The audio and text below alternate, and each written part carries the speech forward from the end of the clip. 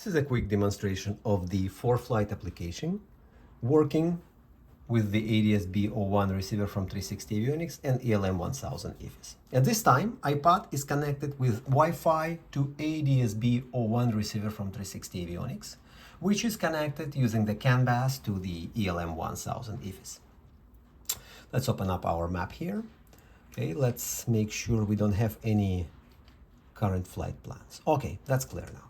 So, as soon as we run the ForeFlight here, we expect to receive to have here a small ForeFlight icon on the screen. This means we're receiving a beacon from ForeFlight and we actually communicating right now with application. You can see that here we're receiving all at-hours information as well as the position information, and our device is read as 360 Avionics ADS-B device with all the with all the information about provided data. So now we have following options to share the flight plans. So we can do that either from ForeFlight application using standard method, load from panel or send to panel, or we can do that right from our screen by pushing the logo. We're getting a small menu here. So for example, right now we don't have any running flight plan in the EFIS, but we have the flight plan right here in the ForeFlight. So we would like to request that flight plan to go to our panel. The simplest way is to request it. So we just hit the request button, we wait. Flight plan is now transferred, so we can accept it now. And once it is accepted, we have a flight plan running. So we can see that the same waypoints available in our flight plan. Now, and obviously that flight plan is shown on the display. It tracks the active flag and all the information. Now, for example, on the ForeFlight, we would like to shut down our flight plan, so we have no more flight plan in here.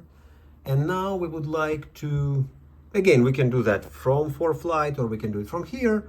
For example, from the EFIS, we would like to share the flight plan which is running now on the EFIS with the ForeFlight. So we hit the share button and we wait.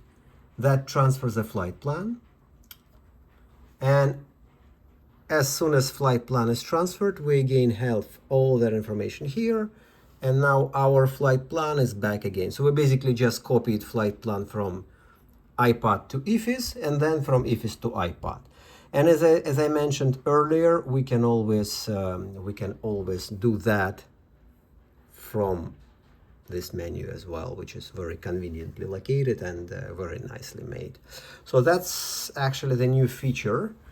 We also have some controls in the menu over the what we can provide. We can disable completely providing of the HRS feed if it's not needed. For example, if ForeFlight application doesn't have the at-hours support and only have the map, then it's going to look like that, as we no longer providing the no attitude information is provided. However, we still keep providing the speed and the altitude. Again, we can enable that, and that will give us immediately back our at-hours information. You can see that we actually fly, and synthetic vision shows us pretty much identical terrain and information, so that's properly working. We also can control some parameters of the ADS-B receiver here, but this is out of the scope of this discussion about functionality.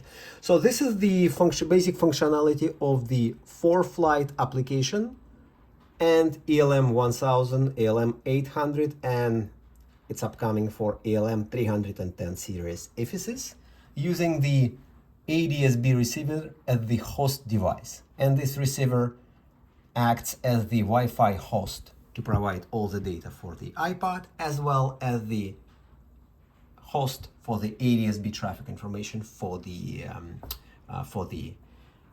EFIS. Thank you for watching.